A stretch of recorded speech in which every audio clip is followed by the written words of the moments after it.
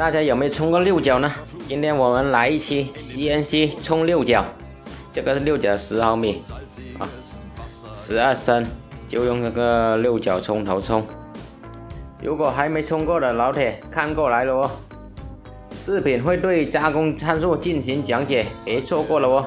谢谢大家的点赞与关注。好，现在开始换刀啊。我们现在来关着门，不然太危险了。然后我们来看一下参数，你看给到转速是800，进给是30，然后底部停留2毫米，然后抬刀以 F100的速度抬刀，这就是我用的参数，大家收藏好，以后一定会用到。